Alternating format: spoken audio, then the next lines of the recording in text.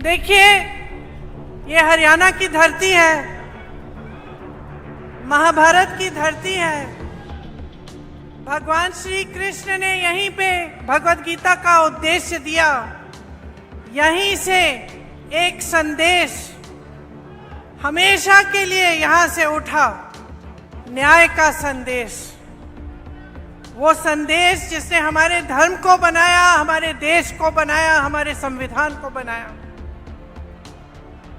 आपने हमेशा इस देश की रक्षा की है। यहाँ के किसानों ने, यहाँ के जवानों ने, यहाँ के खिलाड़ियों ने पूरे देश का सम्मान रखा, देश के हित का सम्मान किया, उसकी सुरक्षा की।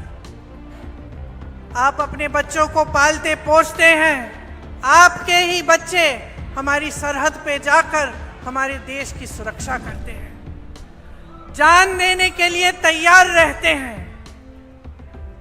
हर पल हरियाणा के प्रदेश के बच्चों ने, आपके बच्चों ने, यहाँ की बहनों ने, यहाँ के बुजुर्गों ने पूरे देश का सम्मान सुरक्षित रखा है।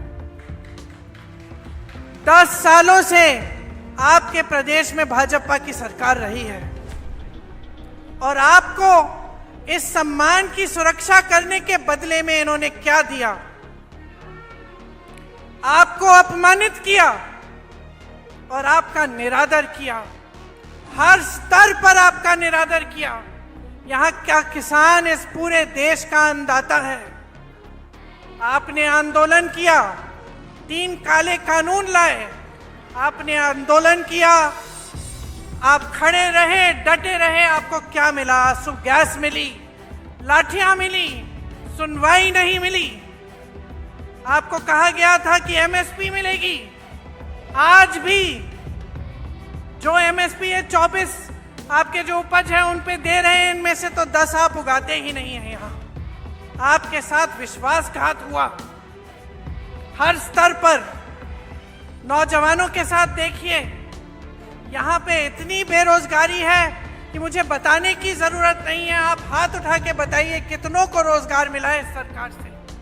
एक हाथ नहीं उठेगा, सब मना कर रहे हैं। यहाँ के नौजवान कर्मठ हैं।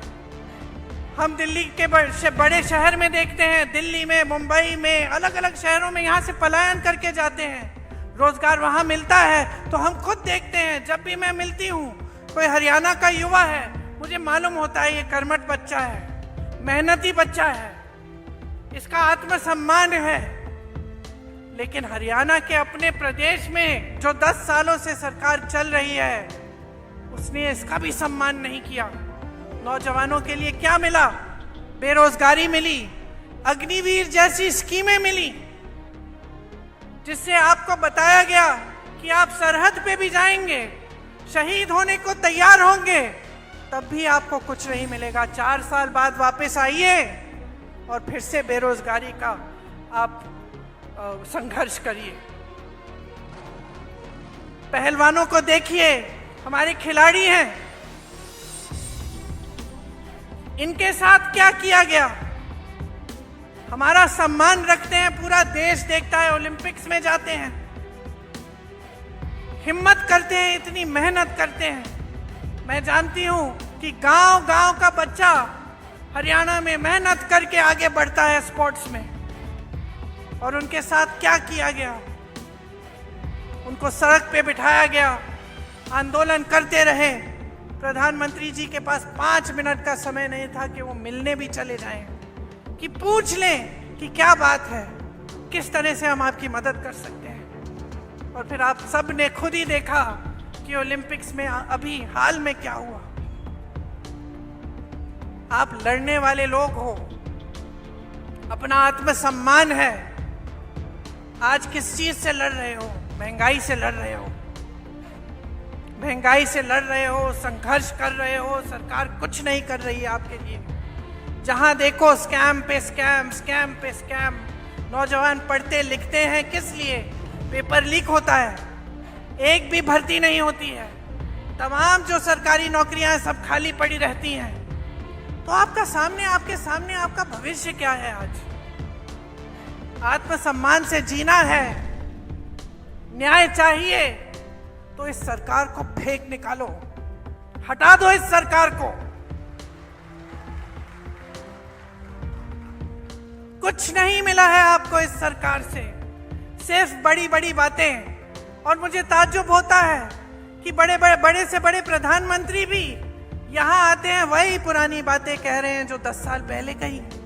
आज वादे कर रहे हैं कि वो ये करेंगे, वो करेंगे, एमएसपी करेंगे, रोजगार दिलवाएंगे। अरे 10 सालों में क्यों नहीं किया?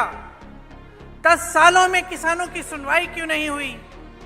नौजवानों की सुनवाई क्यों नहीं हुई? जवानों की, पहलवानों की सुनवाई क्यों नहीं हुई? महिलाओं की सुनवाई क्यों नहीं की?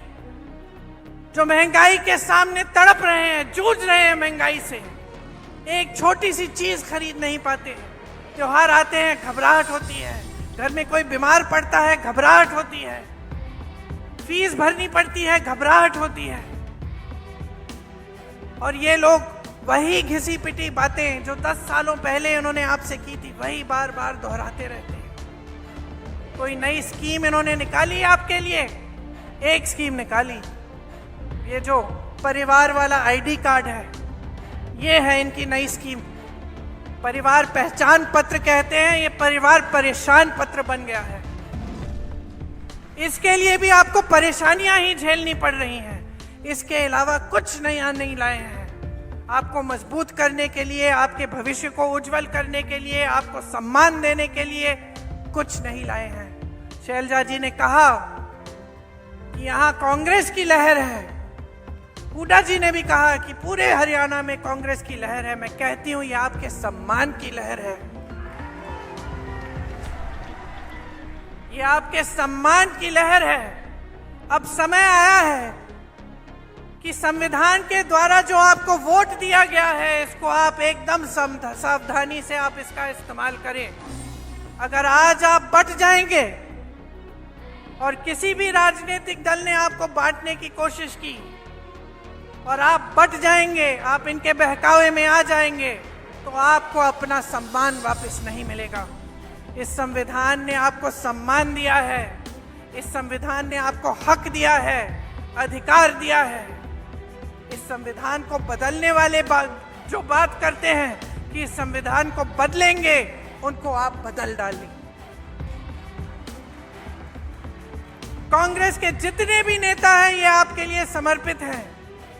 ये हमेशा से जमीनी नेता रहे हैं, यहां पर सब मंच पे बैठे हैं।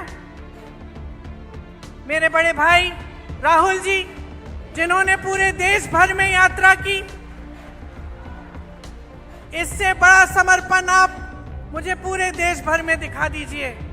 जो आपके लिए अपने जान देने के लिए तैयार हैं, जो दिन रात आपके लिए, आपकी एकता के लिए, आपके सम्मान के लिए काम करते हैं। हुड्डा जी बैठे हैं, शैलजा जी बैठी हैं, तमाम हमारे कार्यकर्ता, हमारे कांग्रेस के पदाधिकारी बैठे हैं।